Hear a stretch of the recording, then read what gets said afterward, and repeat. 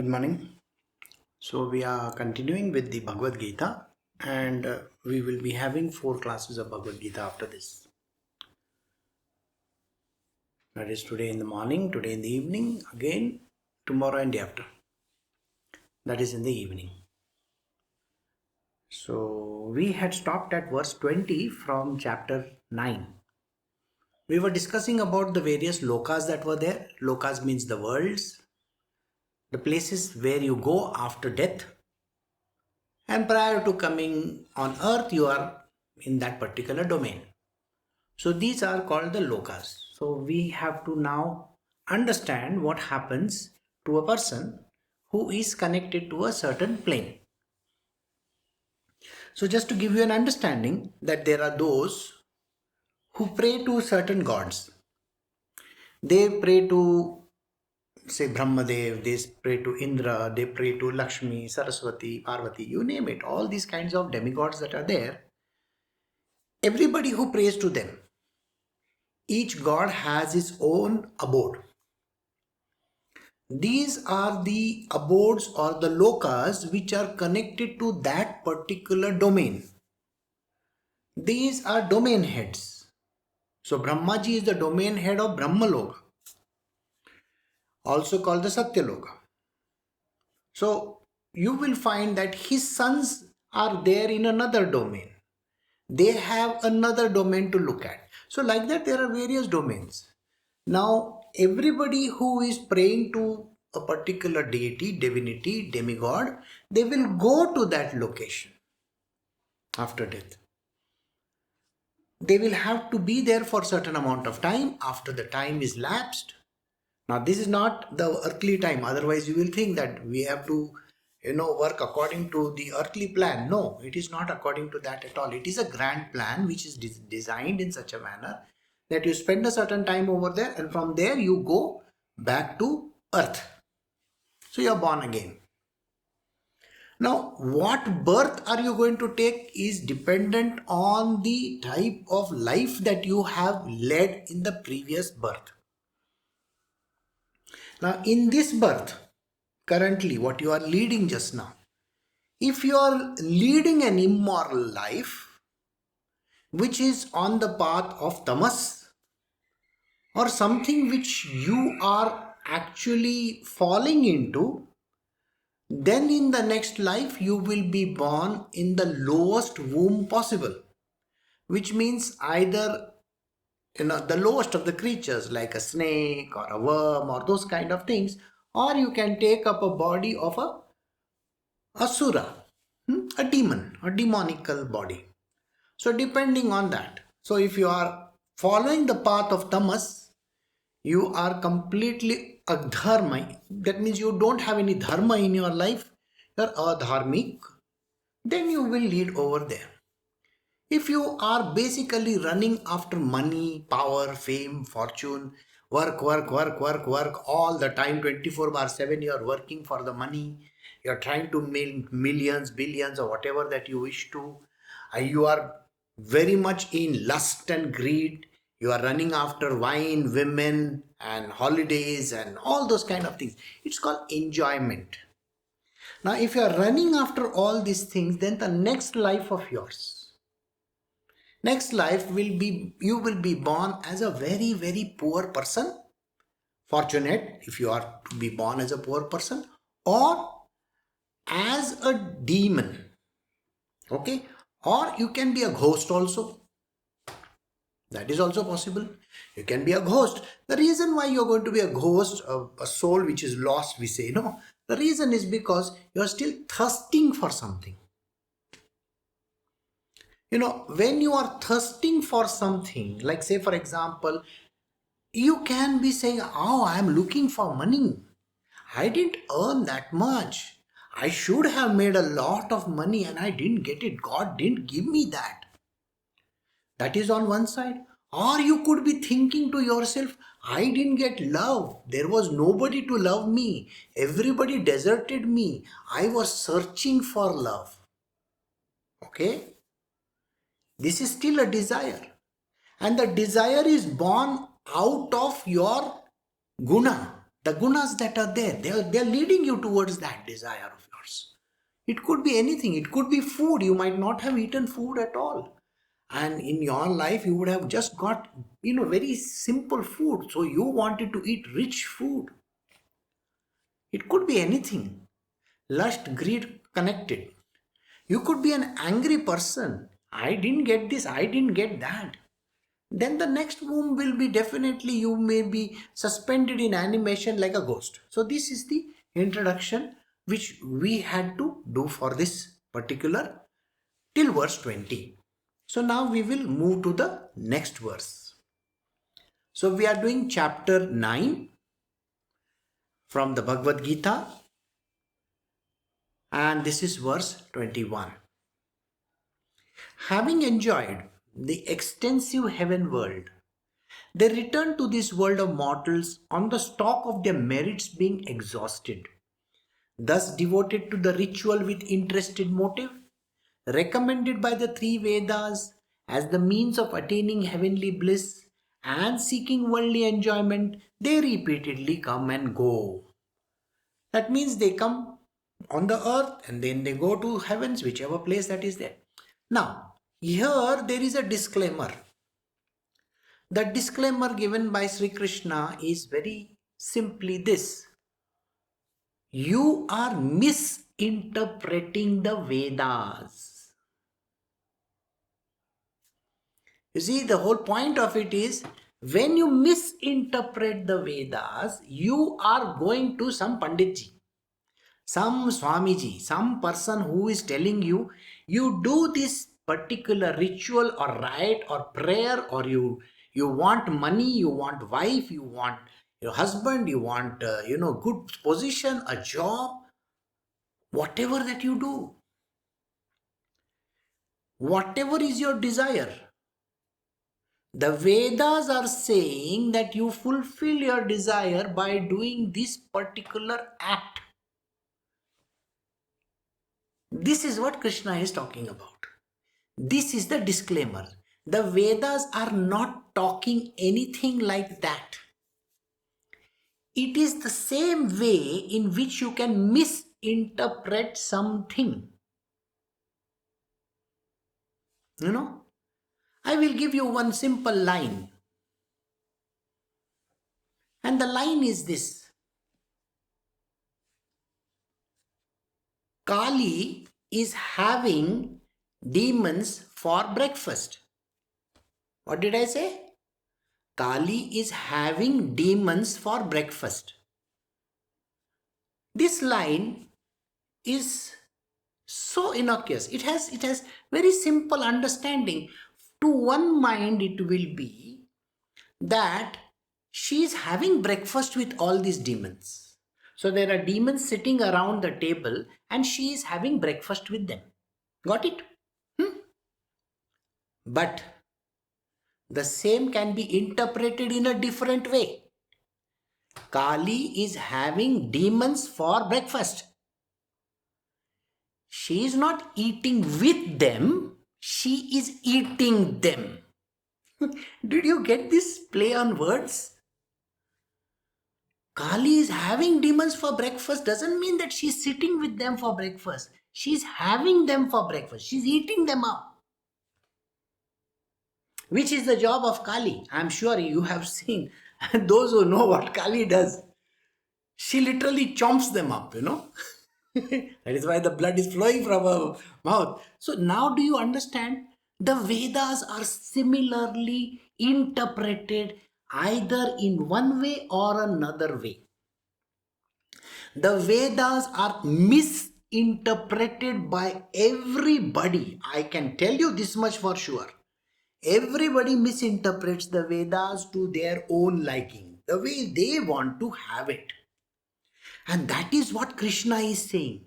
Thus devoted to the ritual with interested motive, recommended by the three Vedas as a means of attaining heavenly bliss or getting other enjoyments. The Vedas are a vehicle for attaining God, not for your petty desires. If a Panditji or if a priest or whoever it is telling you, you should do this prayer so that you get a good wife, you should do this kind of a prayer so that you get a good amount of property, money, power, fame, fortune. Have you seen all these politicians will flock to the temples and churches and all those places just before the elections? They will do all kinds of mahayagyas. It's a pathetic thing. They are misinterpreting the Vedas. The Vedas are the framework for this universe, for the creation. They are not to be misinterpreted. If you misinterpret them for your interested motive, then this is what happens. Having enjoyed extensive heaven worlds, they return to the world of mortals on the stocks of their merits being exhausted. Now, what is the merit that you had? Sir, there was hardly any merit for you. Think what you are doing. You have created, now you are praying to Narayana or any other god, Shiva or whatever, I don't know, whomsoever. You may be standing in front of Ganesha and telling Ganesha, Ganesha, please, I have a problem in my life. I want to get admission in IIT. Please help me, please help me, please help me. I have given my entrance examination. I did this, I did that. Okay?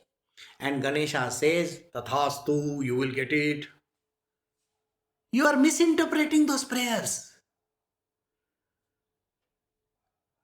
Please remember one thing. You cannot be given anything which is not yours, which means only that prarabdha karma is driving you towards your destination and goal. This is not understood by common man. He thinks that demigod is giving me this. And so he goes and prays to that God. And this is the frailty of human beings. Human beings are so frail creatures that they fall for this every day. They listen to all the crap that is there and then they fall for it.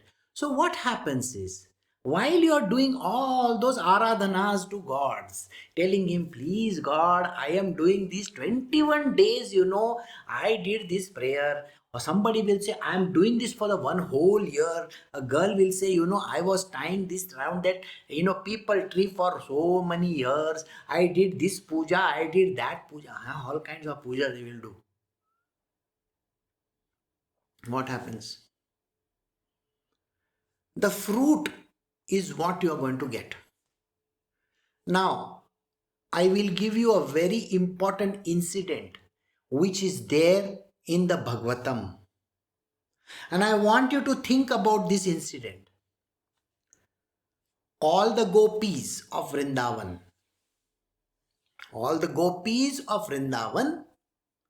they were praying to Katyayani, a goddess who will grant them the husband of their desires. Now, I want you to think very carefully. Even Radharani was praying for that. The whole world was praying over there. Who married Krishna? Did any of these gopis actually marry Krishna during his sojourn on earth? No. It's only spiritual union that happened. And physical union is not going to happen. So this is the problem. Praying to Katyayani, the wishes got fulfilled only in Krishna's heaven, not on earth. Never.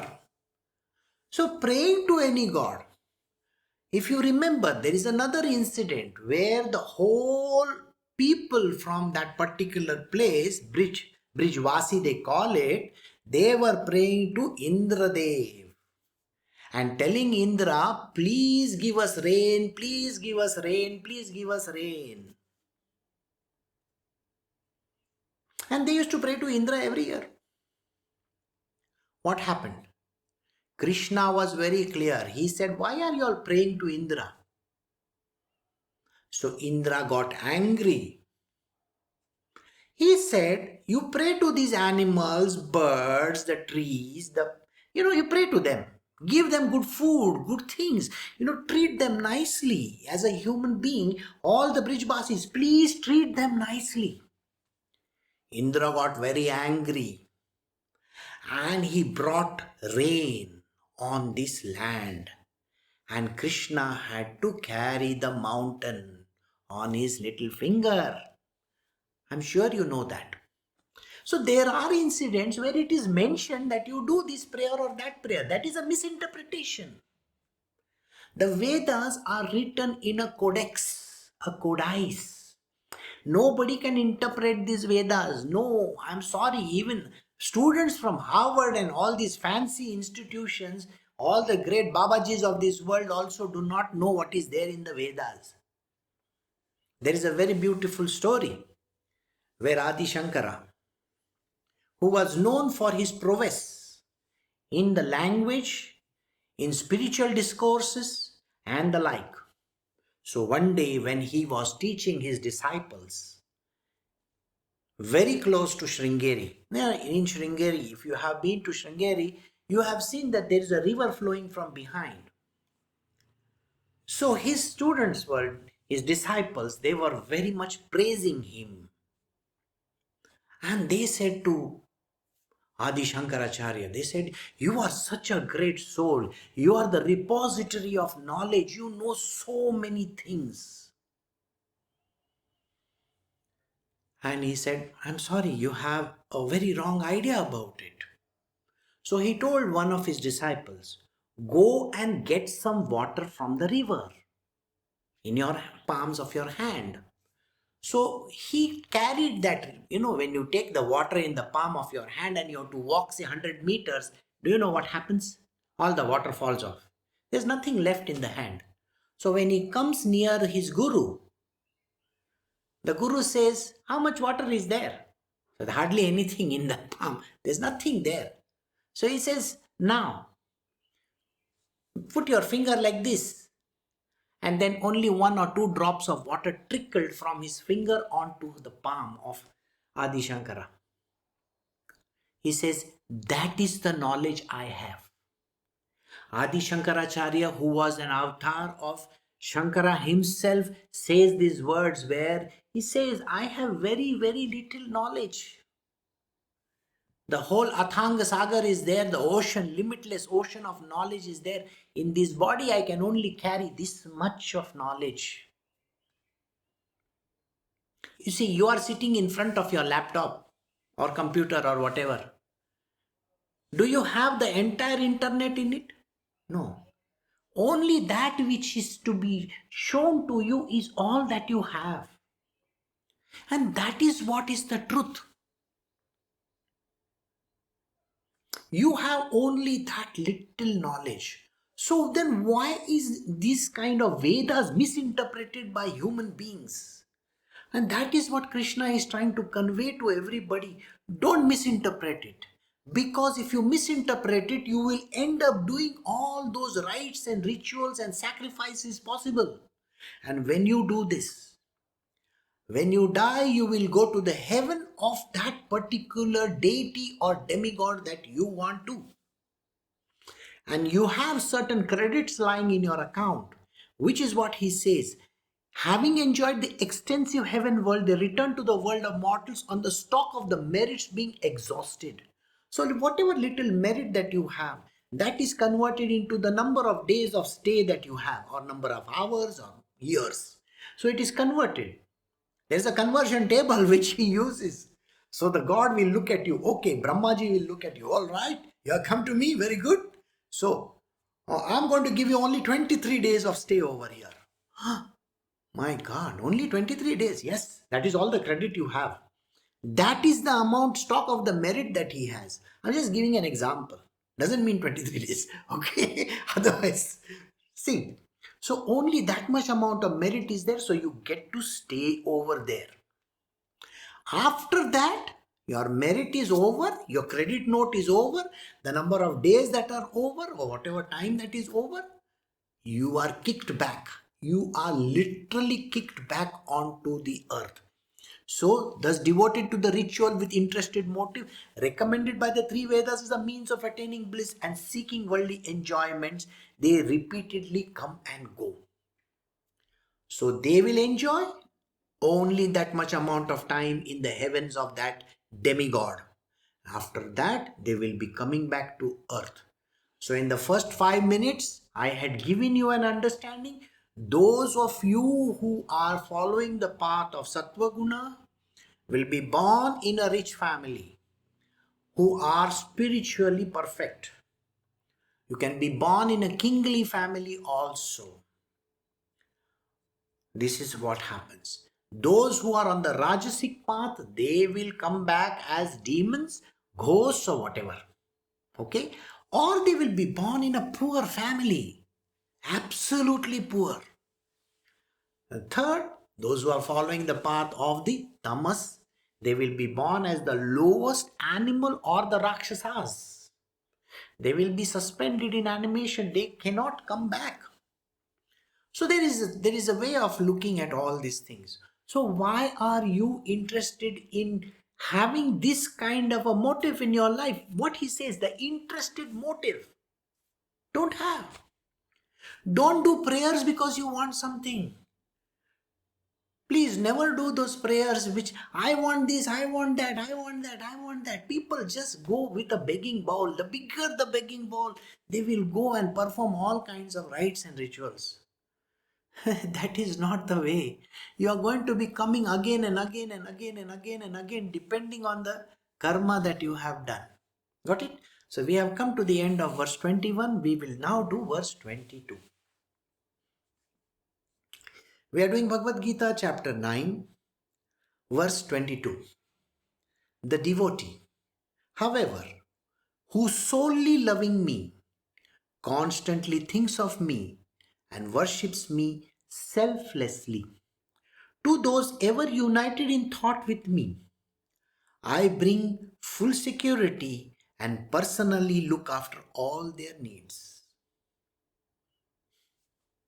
So he is now talking about his own devotee. So Sri Krishna is explaining to Arjuna what happens to his own devotee. I gave you an example of all the gopis who were praying to Katyayani so that they can attain Krishna. In that life they couldn't, but in the next life they could. This is what I said to you, isn't it? The ultimate reasoning is like this. So don't ever be under this misinterpretation of all the Vedas and the Shastras. Okay, please don't misinterpret them. So here he says, my devotee, those who are devoted to me, that means those who follow the path of bhakti only. See, please understand, yesterday I did a satsang, which was Uddhav Gita, where Sri Krishna is telling Uddhava certain things. In that he says very clearly, if you are doing yoga, union with God in whichever way, whether it is Hatha Yoga or whatever yoga that you do, any Ashtanga Yoga that you do also, you are not going to Krishna's heaven. If you have not listened to my yesterday's satsang, it was on Uddhav Gita, right? And that he is very clear in his words. He mentions there that only with bhakti to Krishna you can attain Krishna. Otherwise you will have the other lokas that are there. The Mahar Lok, the Jana Lok, the Tapa Lok. You know those lokas you will get. The Satya Lok. These are the lokas that you will end up in if you are doing all these other things. That means you are pure person. Huh? It's not that you have to be on the path of Sattva Guna. If you are a Sattvic person and if you are doing yoga and any other thing in your life, yoga means union with God. So you could be doing Hatha Yoga or any yoga. Doesn't matter. You are praying to whomsoever that you want to. Finally, at the end of the day, you were never going to go to Krishna. The ultimate domain is Krishna. Nobody goes there. So you will end up in these four other lokas which are mentioned, provided you are on the path of Sattva. You will go to Satyalok, where Brahmaji stays. Then all his other disciples, his own sons and all, they are staying in the other lokas. Tapas, Janas and all, those are the lokas that you will go to. You will never go to Krishna's Golok Vrindavan, which is called the supreme divine unmanifest state, the second divine unmanifest. You are never going to go. So those who do prayers with interested motive, they want to attain something. I want money, I want this, I want happiness, I want, all kinds of nonsense that a person wants. The begging bowl, right in the face. They will end up going to these lokas. Then there is another thing where he mentions very clearly. So those who attended my previous satsangs will know this. If he says, now here he says this very clearly, Sri Krishna says these words. He says, if you are praying to any sage or a saint, or a Babaji, for that matter, whatever you are praying to, they also have a loka of theirs. Who says they don't have? The saints and the sages also have their own. They are the repository of knowledge. You are finally going to go to them only. You are not going to come to Krishna. No way. No way. Forget about going to this booer and all that. the problem with everybody is they have misconceptions about this very, very important scripture. This is the Bhagavad Gita. This is not some ordinary text. We swear by Bhagavad Gita in India. I'm sure you know that. Just like all the Western world swears by the Quran and the Bible, in India we swear by the Bhagavad Gita. And in the Bhagavad Gita, Krishna is saying, only those who are devoted to me, solely loving me, constantly think of me and worship me selflessly, to those ever united in thoughts with me, I bring them full security and personally look after their needs. So Krishna says this very clearly. You have to be 100% with me. You cannot have 99%. No. You can't say, oh, I have this person to look at. I have that person to look at. No way. Here this is a clarity. This is chapter 9 verse 22. Please mark this verse in your life. The same thing was mentioned by Jesus Christ. Now you will wonder, how did Jesus Christ come into Bhagavad Gita? Sir, Jesus Christ was talking about his Father in heaven. And in his Father in heaven, he himself prays to Father in heaven. You can also pray to this Father in heaven. Who is this Father in heaven? The ultimate destination and the goal. It's Sri Krishna himself. The Father in heaven. That is it. He is living in the second divine unmanifest. See, we should not misinterpret other people's scriptures. Never, never. We should not even bother going in that direction. If you are just working on the Bhagavad Gita, just remember this one thing. If you have any other person in your viewpoint, in your viewfinder, you have any God. In my previous verse, I told you very clearly, those who worship any other demigod will go to their heaven only, and after they finish enjoyment over there, they will be coming back to earth. After their merits are over, whatever merits, whatever credit note that you have, whatever amount of money that is there lying in your name, Brahmaji or whosoever, doesn't matter. Now you may be saying, oh, I believe in Sai Baba, I believe in this one, I believe in that one. Okay, congratulations for you.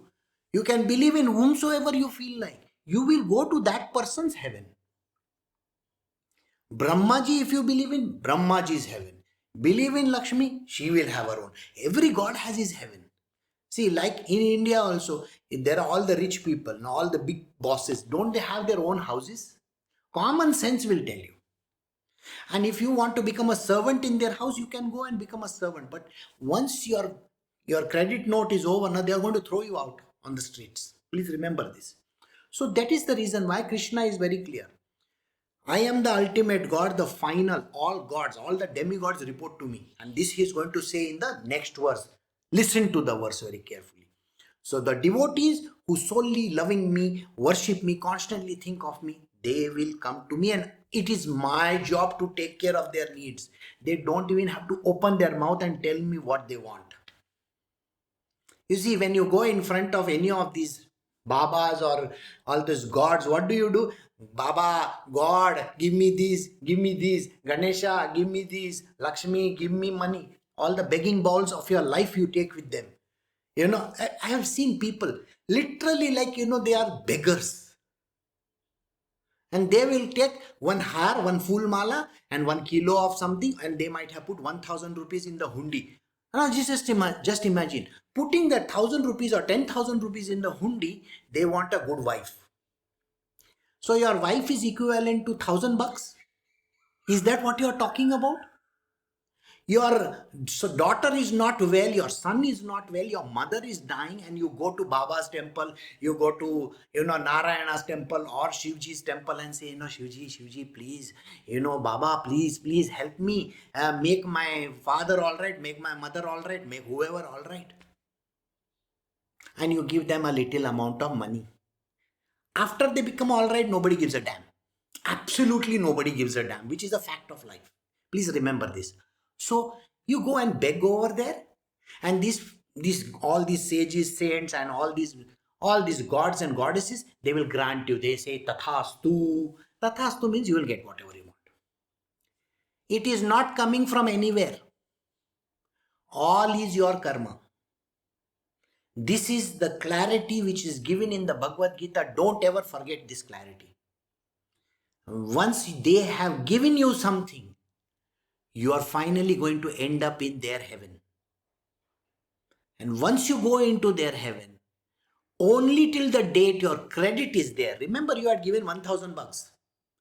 Only till your $1,000 is there, they will allow you to stay in their heaven. After that, you are going to be kicked out. And you will be born again based on the karmas that you have done.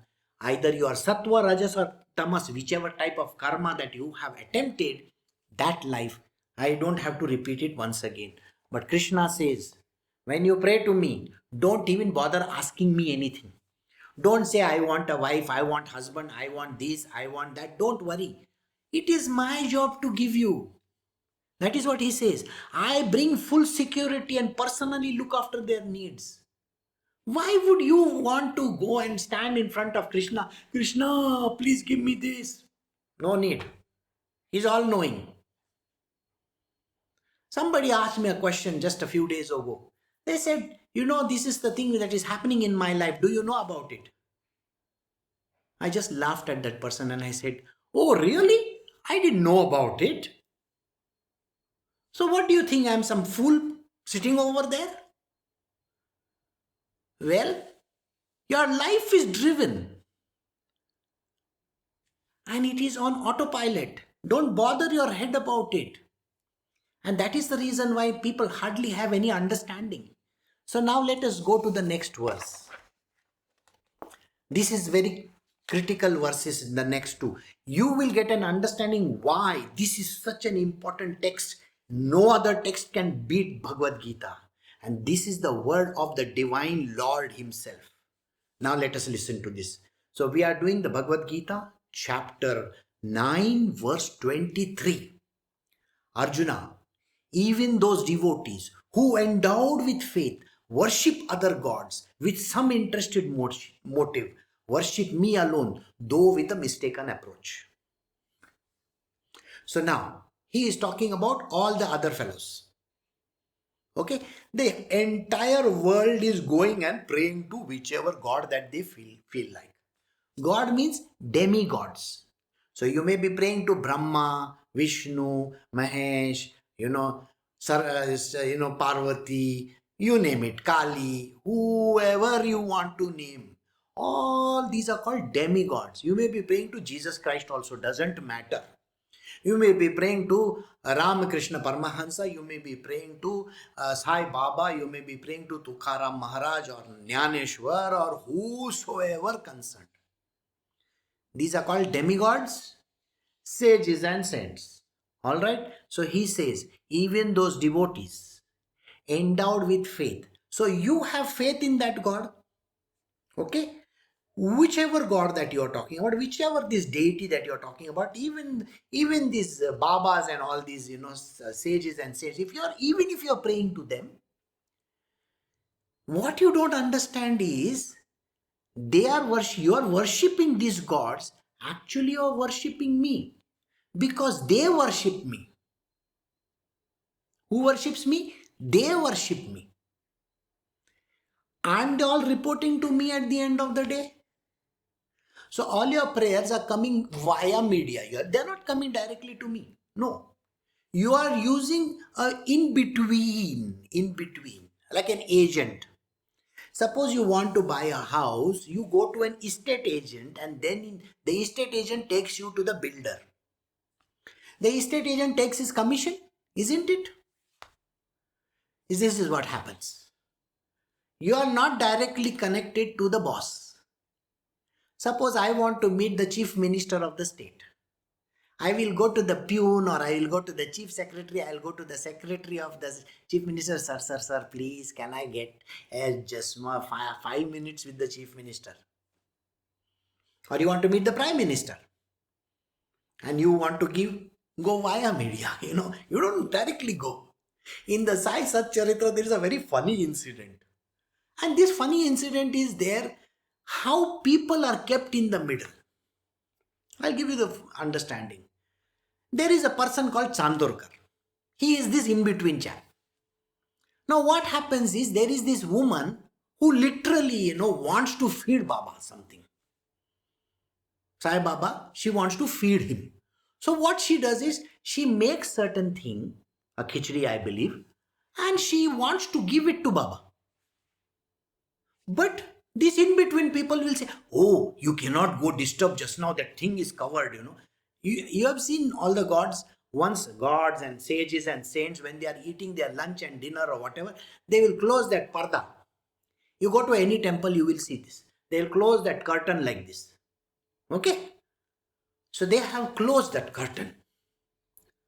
And they are saying, no, you can't give just now. She literally barges in. And she gives to Sai Baba this particular thing directly.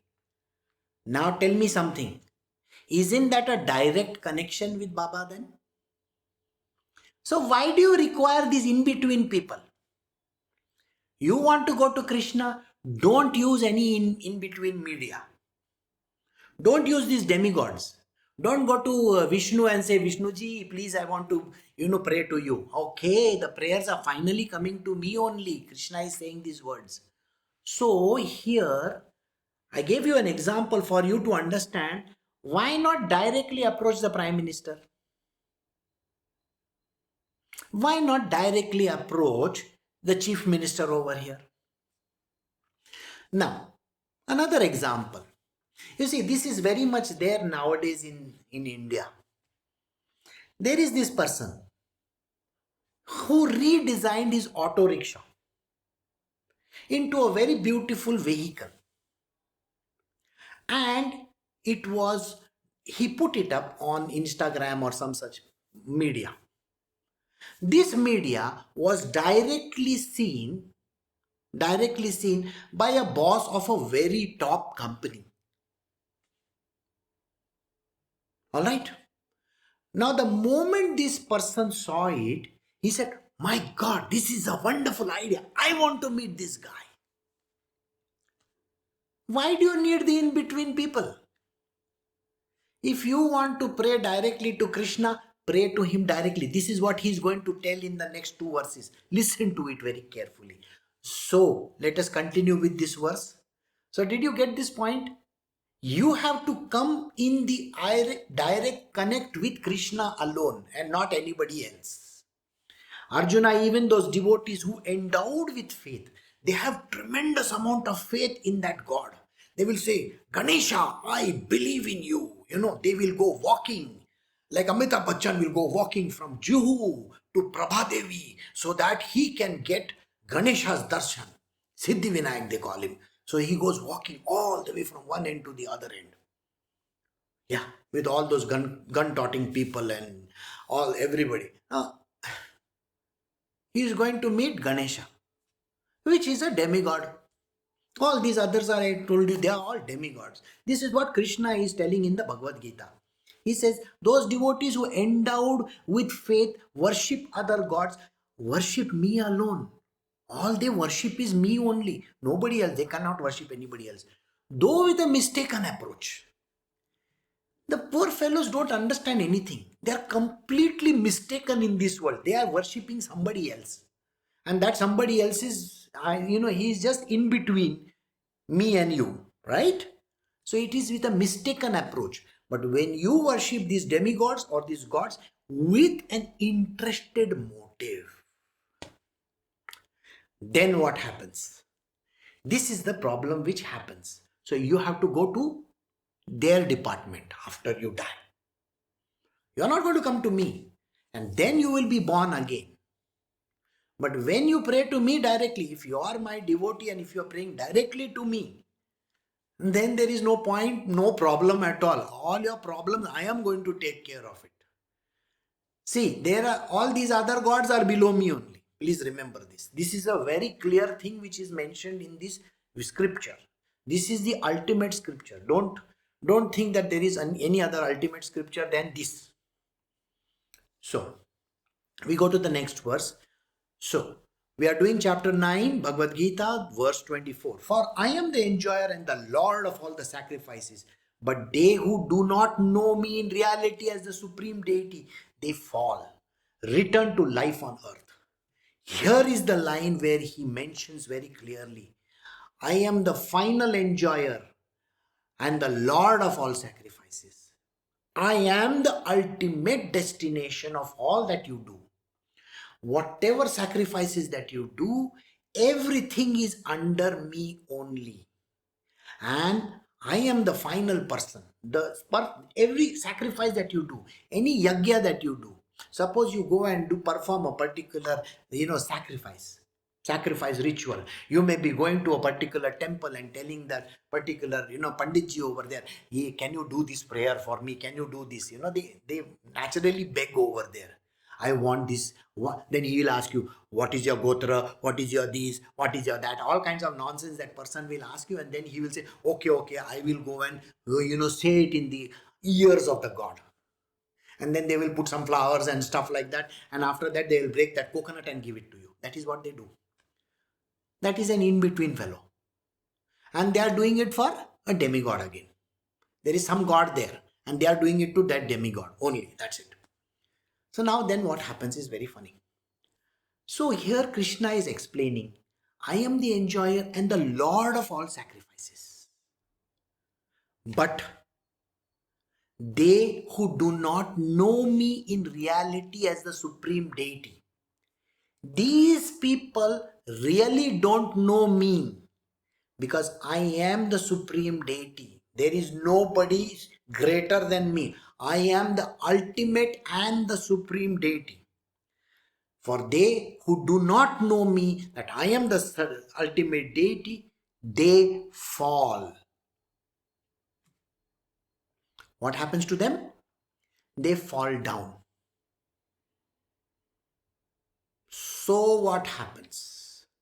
They are doing the rituals, the rites, the sacrifices, the payments, the pedas, the har, the fool, the malas, you name it, everything, the agarbattis, the karpur that they do the bhajan, they do the prayers, they do all kinds of nonsense. Whatever that they do, everything is going to those gods. And those gods in turn they are responsible to me. So finally they have to pass it on to me. But because you are coming through any agent, do you think Krishna will look at them? No, I don't think that is possible. Because you are smitten by that God. That saint or sage or whoever it is, they are smitten by him.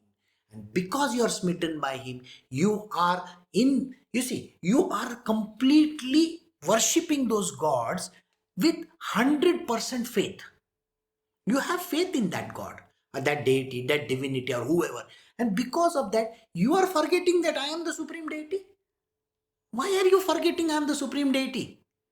Can any of these gods or whosoever that you can think of, can they show you my Virat Swarup? Do you know what is the meaning of the word Virat Swarup? Has any god ever shown them?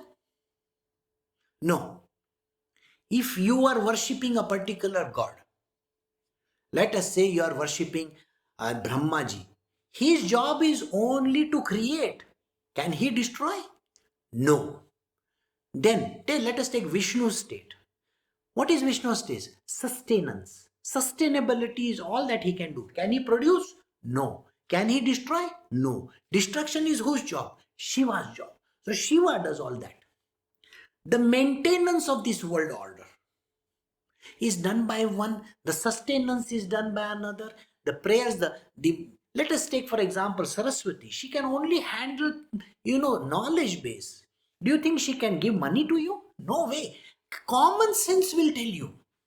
This is called common sense, which is missing in human beings. So now, if they want to show their roop, what they can show? They can only show their swarup, no? Do you think they can show all the swarup of mine? Virat Swarup, which every god that you can name is in me. Has they done that? No, nobody can do that. There is nobody who can do this. Nobody can attempt doing this also. You should know this. Sri Krishna is the ultimate supreme deity. This you should understand. And this is written in the Bhagavad Gita. Bhagavad Gita is not some ordinary text. I am reiterating again and again and again. Drill it in your head. Please understand. This is the ultimate scripture. 700 verses, 18 chapters, ultimate knowledge. It is nothing but condensation of all the everything in the Vedas is condensed over here and given to you in the form of a pill. 700 verses is all. So here he says, they will fall, 100% they will fall, those who pray to all these other deities and divinities, and they will return to life on earth. Return to life on earth. But those who pray to me don't have to. I am the boss of everything. We decide what we have to do. You see, I have my own team. I literally control all the other teams also. If I want some team to win, I will tell them, okay, this team I'll allow to win. Like that. So did you get the point? So Sri Krishna's domain is like this. So we will do this next verse. This is a very, very important verse. Again, like I told you, these verses are important because petty minds do not understand this. People have this mind, which is Indradev himself. He foxes you. He doesn't allow you to think beyond your nose. So let us do this next verse. So we are doing chapter 9 from the Bhagavad Gita, verse 25. Those who are votaries of gods go to gods. Those who are votaries of mains reach the mains. Those who adore the spirits reach the spirits. And those who worship me come to me alone. This is why my devotees no longer are subject to birth and death. Verse 25, chapter 9, from the ultimate text, from the ultimate scripture which Krishna himself has said. He is the God of all the gods put together. Nobody greater than him. He has said these words. If you go and pray to God, any God, Brahma, Vishnu, Mahesh, everybody, anybody, you take whichever God you want on this planet Earth. If you pray to that God, you will go to those gods. You will go to that fellows, that person, whoever it might be. It could be a sage, it could be a saint also. You could be praying to all that you know, Haji Ali. Okay? In Mumbai there is Haji Ali. You go pray to Haji Ali, no problem. Have I said no? No. If you are praying to Hazrat Nizamuddin, you can go to his heaven. Who cares? You are going and praying to some, deity, divinity, whoever it might be.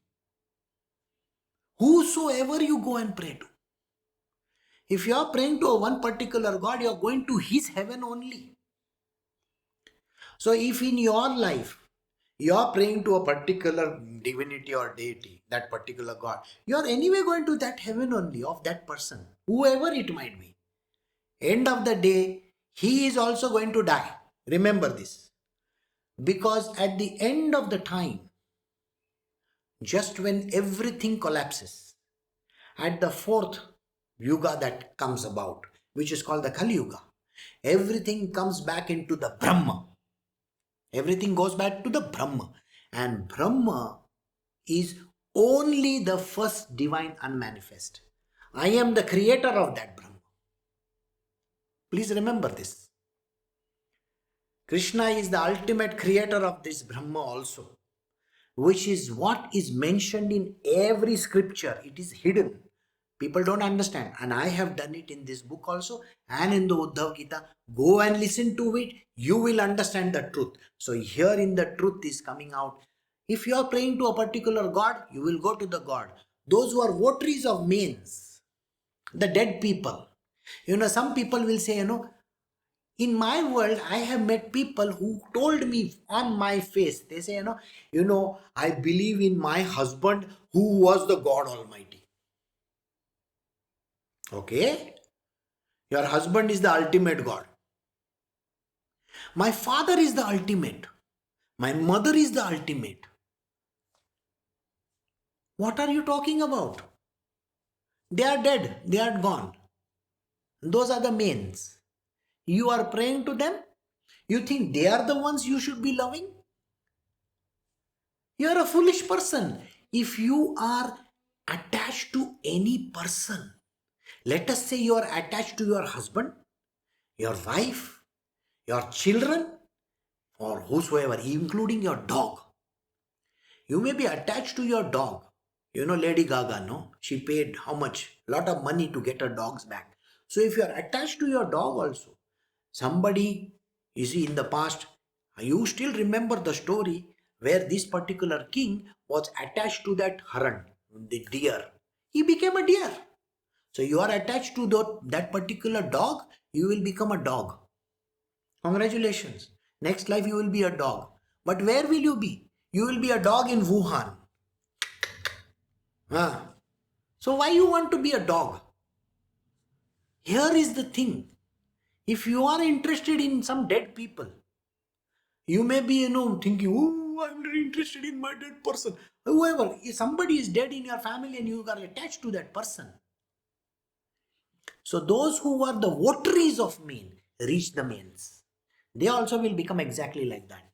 Those who adore the spirits, there are spirit worlds, All different spirits are there in this world. People pray to the spirits. You may not know this, but there are lots of people in this world who pray to the spirits. You will find that in Buddhism also, there are lots of these spirit worlds. They pray to the spirit worlds. And when you pray to the spirit, you will go to their world. But those who pray to me alone, I am the final one. Remember this. So those who worship me will come to me alone. That is why my devotees are no longer to subject to birth and death. If you pray to me, the birth and death doesn't happen. So in your next life, you are not going to become a dog. In your next life, you are not going to become a snake or a... There is a story in Sai Baba's book, Sai Sat Charitra. Okay, it is written by Hemad Pant. All right. The English translation is there by Indira Kher. You can buy that. That's the best book. The rest of this are all nonsensical books.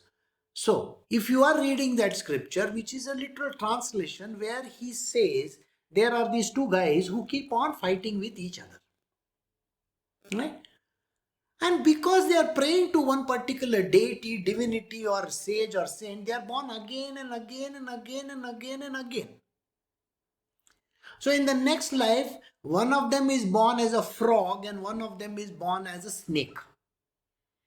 And the frog is trying to eat, the snake is trying to grab the frog and eat him. And Sai Baba goes there. So you are guaranteed rebirth. 100% guaranteed rebirth. There is no freedom, there is no mukti. I'm sorry. If anybody is trying to pass on to you that there is mukti, they are mistaken, because they cannot tell you anything greater than this scripture. Can anybody tell you there is any scripture greater than this particular one, which is called the Bhagavad Gita? Nobody can say this. So here he says, those who worship me will come to me only. And remember, I am the only one who will see to it that they are not subjected to rebirth. So there is no rebirth after this, because they have reached the ultimate destination, which is called the second divine unmanifest, which is called the Golok Vrindavana. It is beyond the Brahma. You understand Brahma? Brahma is called the first divine unmanifest. And beyond the first divine unmanifest, there is the second divine unmanifest, because who will create this Brahma? I only created it. And then from the Brahma came the Purusha and the Prakriti. Don't you know all this story? It is there in every scripture. And there is no rebirth after that. So, this is the last verse which I will do today in the morning. Evening time, again I have another satsang, if you remember. At 4:30 in the evening, we will continue from the next verse. So we will do verse 26 just now. We just have 3 minutes more. But this verse is very beautiful. I will redo this in the evening also. So we are doing chapter 9, verse 26.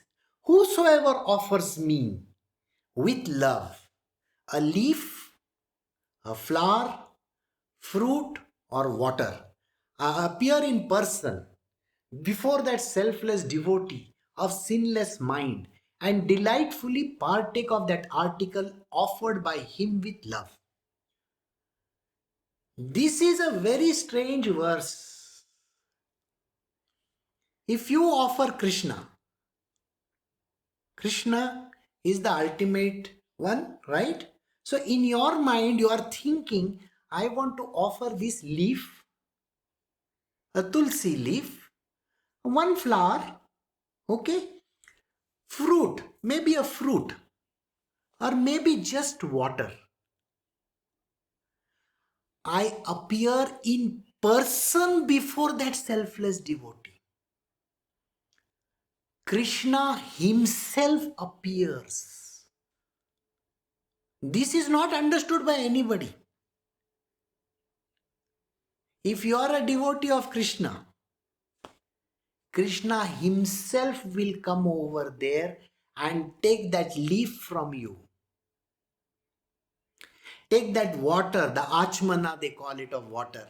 He will drink that water from you, or he will take that fruit or the flower that you are offering him. He will delightfully partake of the article offered to him with love. The catch is this: he who offers it selflessly to Krishna is a sinless person. To him, I will personally go and take it. Now he is the only one who can offer you this thing. Because once you are his devotee, there is no rebirth. But if you are devotee of any demigod, any sage, any saint, or anybody in this universe, the mains, the ghosts, the spirits, or whatever, you are anyway going to their heaven. You are not coming to Krishna's heaven.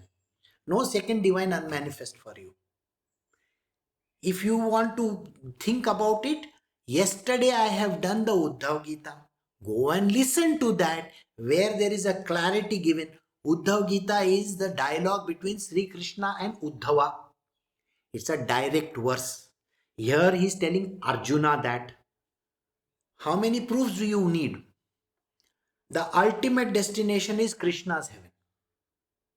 So if you offer him a leaf, a fruit, a little water, whatever that you offer, I will personally appear in front of that person. But do you think Krishna will say who he is? Krishna is called S-E-C-R-E-T, secret. Krishna doesn't reveal himself to anybody. No.